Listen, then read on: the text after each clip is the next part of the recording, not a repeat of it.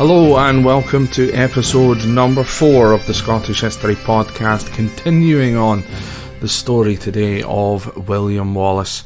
In part 3, or episode 3, we went through the rise of William Wallace, so from where he began from right the way through to the end of the Battle of Stirling Bridge on the 11th of September 1297. So we're basically just going to jump straight in from there. There's a lot more information to come in regards to William Wallace here. So, just to quickly recap, the Scottish army with William Wallace and Andrew Murray had defeated the English army at the Battle of Stirling Bridge, and now they were in a pretty commanding position. Just a few days after the Battle of Stirling Bridge, the English army inside of Stirling Castle, they surrendered because of the lack of provisions in which they had.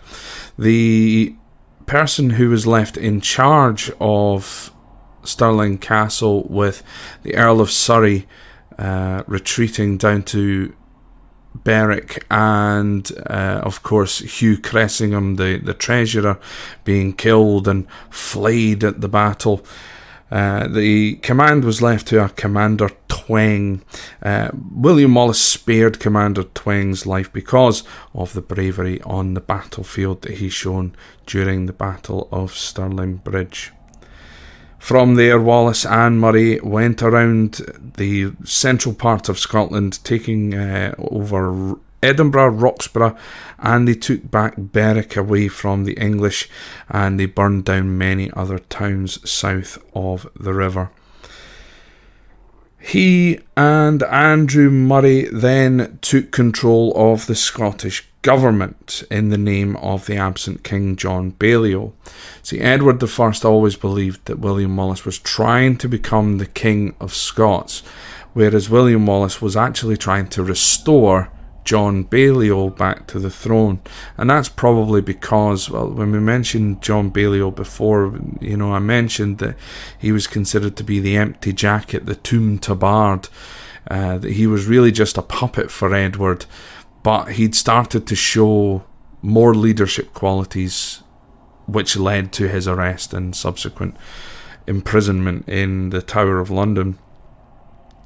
So at that point, when they were in Berwick, both Wallace and Murray wrote to the merchants in the German ports. This letter actually still exists, signed by both Wallace and by Andrew Murray, to state that Scotland had regained power back from England and that trade would now resume between Germany or Europe and Berwick, Scotland.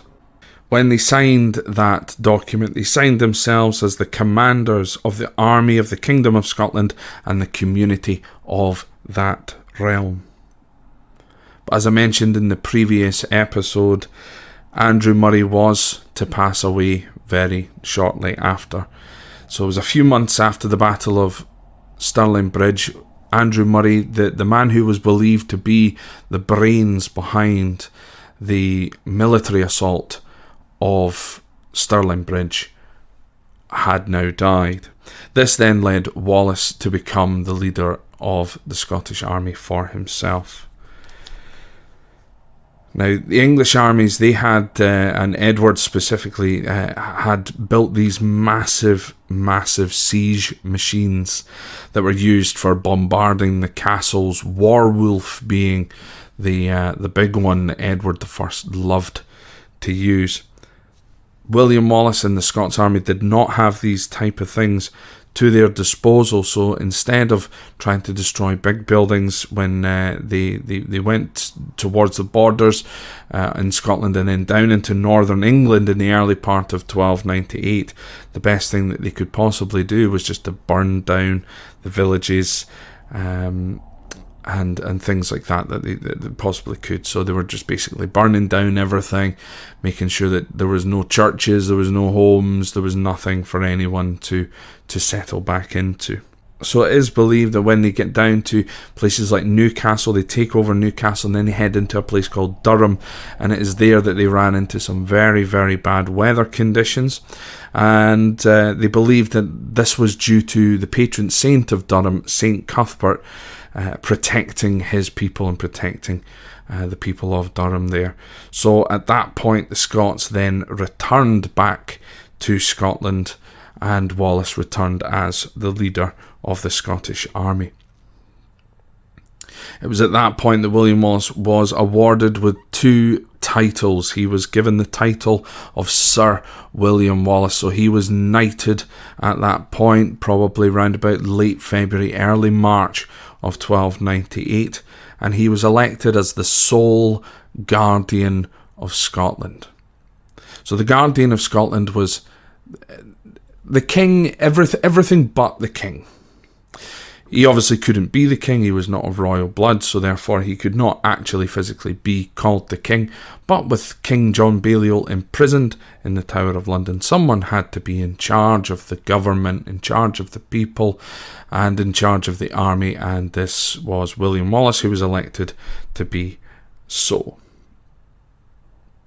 So then they were preparing at that point for the oncoming English army. Edward I had now got fed up of hearing about William Wallace. This name was ringing around in his head. Obviously, again, during the Battle of Stirling Bridge, etc., Edward is in France. He's not in England. So he's heard the name William Wallace, but now, of course, he's heard that his army has suffered a major loss at Stirling Castle. Stirling Castle itself has been lost now to the Scots. So Edward is on his way to try and resolve that problem. Now William Wallace is with his army and he is readying them for the next battle. He readies them by forming these hedgehog-like formations called schiltrons. It's easier to look at a picture of a schiltron to really see what they were, but if you imagine a massive circle of men holding 12-foot long sharpened wooden spears, with men on the inside with their swords and even more spears, that basically just formed like what a hedgehog or a porpoise would do to protect itself. So they were stationary when they needed to be, but because they were made of metal, they could be mobile as well. The Scots didn't have major horseback cavalry and things like that. It was mostly foot soldiers. So because of that, they needed these sorts of formations in order to work and to really protect themselves. So William Wallace had worked on these schiltrons that then later on with Robert the Bruce would be reused, and they'd be reused all the way down through history. Once again, though, it is believed that it was Andrew Murray who originally had the idea for the schiltrons, but William Wallace started to make them work. So Edward was absolutely determined to get his hands on William Wallace, defeat the Scots, and of course defeat William Wallace, and then William Wallace would disappear forever. So he comes up into Scotland. He's got roughly 10,000 heavily armoured cavalry. They stop for the evening at Roxburgh in the Borders by June of 1298, and then they stayed there for around about a month, after which their provisions started to dwindle. So in July of 1298 they start to head north looking for Wallace and the army. So after searching for the Scottish army for quite a while, Edward had decided that he was just going to retreat back into Edinburgh. He could not find the Scots army, he could not find William Wallace, and they got to roughly about Linlithgow, again sort of central Scotland, nearby Stirling, when they heard a report from 2 defected Scottish earls that William Wallace wasn't far away. He was only about 10 miles or so away, outside of a town called Falkirk. Wallace was quite surprised to find that the English army was now advancing upon his position, and now the next battle they had to prepare properly for the next battle, which was going to be the Battle of Falkirk. A little fact, the night before the Battle of Falkirk, King Edward had much concern that the Scots were going to sneak a surprise attack during the dead of night, so he had ordered his men to lie down next to their horses, so they slept next to their horses. But whilst Edward himself was sleeping next to his own horse actually trod on top of him, breaking several ribs. And this led the English army to be in a little bit of a state of panic the night before the battle, because obviously they thought their king was injured and that the battle would not go ahead. The Scots would advance and therefore easily defeat him. But as you're about to find out, they were going to be okay. So the Battle of Falkirk takes place in probably late July 1298 or early August of 1298. We don't have an exact date as to when the battle itself took place. We also don't know exactly where the battlefield was either. It's a huge point of contention again for a lot of historians. But it is believed that Wallace's position was on the slope of a hill.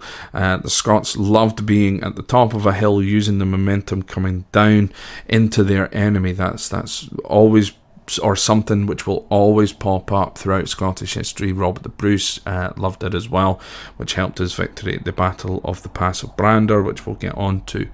But things like that, using the hill and the momentum from coming downhill was a great advantage that the Scots loved to use. So again, William Wallace, he arranged his spearmen 4 massive circular schiltrons, and then between the schiltrons he placed the archers with their short-range bows. Behind them was a small selection of Scottish cavalry, whose job it was to ride down the English bowmen. But Edward himself his bowmen had something which had never been seen on the battlefield before. There was the short-range bow and arrows, but Edward I had recently employed the longbow into his arsenal. The longbow had never been seen on a battlefield until this battle. It was the first time ever in history that the longbow was used as a weapon in battle. And that's really how the Scots were crushed at Falkirk. The archers which Edward had were mostly from Wales, very, very well trained Welsh archers, and as soon as those arrows started raining down on the schiltrons, because you were not protected from above, obviously, it was the sky turned black with the arrows raining down on top of the Scottish army, and very, very quickly the Scots were defeated. Wallace called for a retreat. They all ran away. Wallace managed to escape, but just with his life. He then went into hiding. He was in hiding for a number of months before he was seen again. He wasn't seen again because he headed across to mainland Europe, most likely France, and potentially Italy as well. I have read accounts to say that William Wallace was probably at some point in Rome, possibly as a guest of the Pope. Now, the church did have a huge big play on everything that was happening here. It was the church that told people what to believe and that sort of thing. So William Wallace potentially could have been in Rome. He could have went to see the Pope, but it's not. We're not entirely convinced by that. Just before, though, he headed across to Europe, he resigned his position as the sole guardian of Scotland, at which point he was replaced by a man called John Comyn and another man called Robert Bruce, who becomes Robert the Bruce. That story we will continue on next week, but just to let you know kind of where everything is from there. So Wallace heads across to Europe. He's away for roughly 4 years. So he leaves 1298, comes back 1302. In 1303, we know that William Wallace was part of the Scottish victory at the Battle of Rosslyn.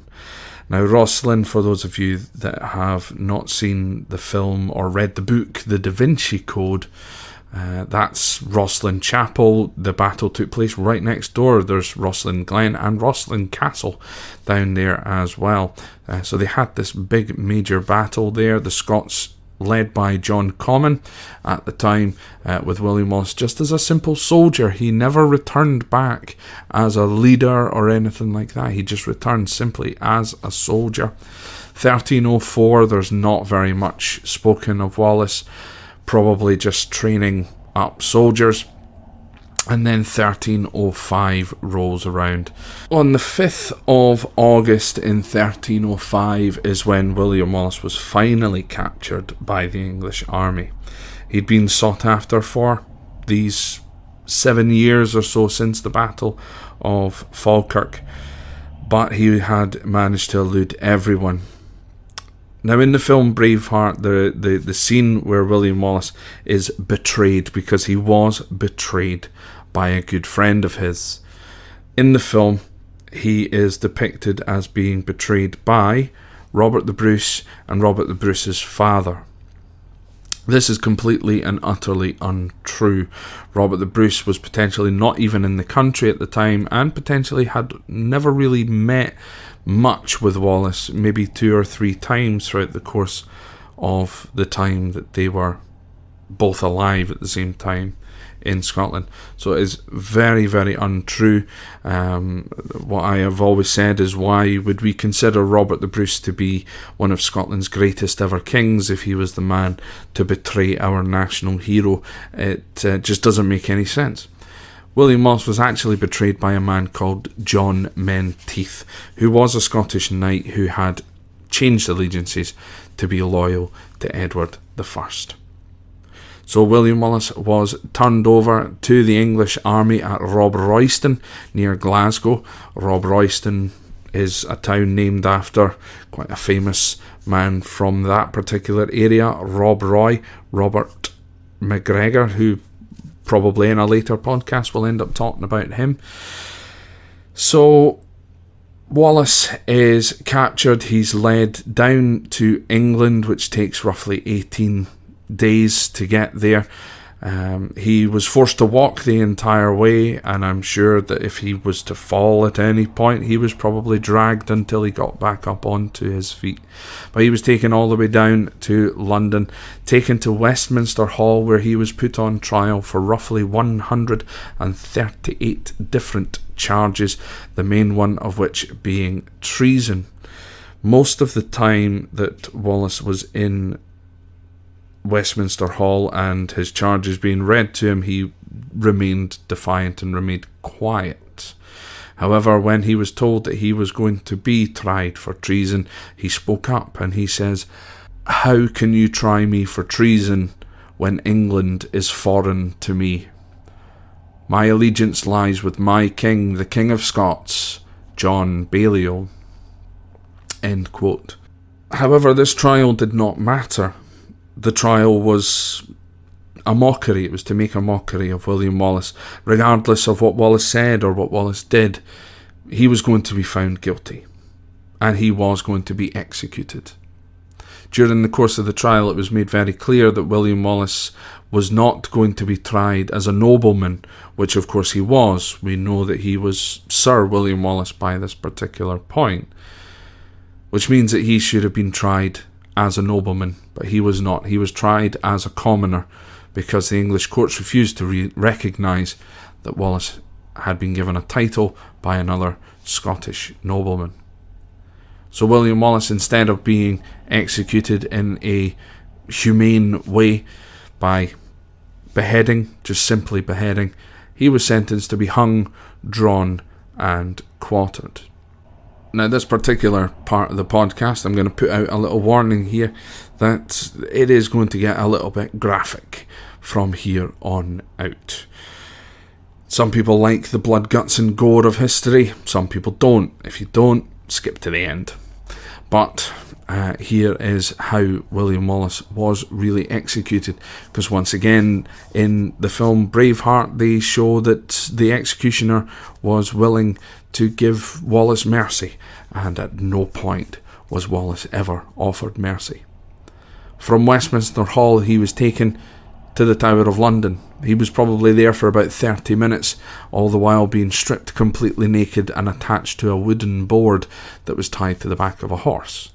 Wallace was then dragged about a mile through the streets of London, all the while being pelted by stones and rotten fruit and vegetables, until he arrived at his execution place of Smithfield the Market.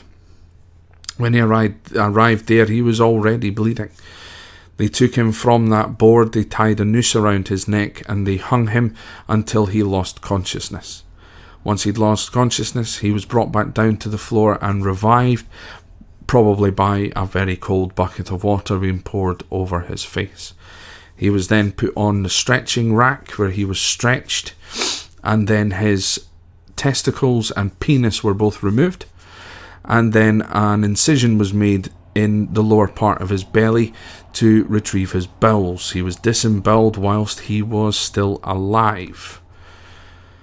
They then chopped off his head and cut his body into 4 separate pieces. Now, the last of his internal organs to be removed was his heart, because to show a beating heart to the crowd was seen as significant in some way. But his body was cut up into 4 separate pieces. The head was put on a spike on London Bridge, displayed for all to see, for anyone else who would commit treason against Edward I. And the 4 parts of his body, each one was sent to a different place around Scotland or England. There was a piece placed in Stirling and in Perth in Scotland, and then Berwick and Newcastle, which are of course nowadays down in England. They were displayed there because to scatter Wallace's body around the country, there would be no specific burial place, or there would be nowhere for people to gather specifically to pay their respects to the man. That's why we have the William Wallace Monument. We don't have an actual grave site for William Wallace. We don't know where most of his body ended up. I mean, well, we know where parts of it ended up, but where are those parts nowadays? We're not entirely sure. Again, from the research in which I've done, Wallace's skull is believed to still be in the possession of the English monarchy. So, from what I read, it has been held in a box in Buckingham Palace, but I can't say 100% if that is true. It's just a report that I have read somewhere online. So William Wallace is now dead. What do the Scots do from here? There is plenty more to come, but that'll have to be in the next episode. So in these 2 episodes we have now dealt with the rise of William Wallace, and then I suppose the demise of William Wallace. We will continue the story next week with the rise of Robert the Bruce. Now, once again, folks, if you are enjoying this podcast, please subscribe on Spotify, SoundCloud, and head over to the Facebook page. Look for the Scottish History Podcast, or type in Scott History Pod, all one word, on any of these particular websites, and you will be able to find us. I'm going to try and make a website where everything is all held in one place, so it's just one click away. But please follow on these places so that you can keep up to date with when the next episode is going to be. Once again, thank you very much for listening, and I'll speak to you again soon.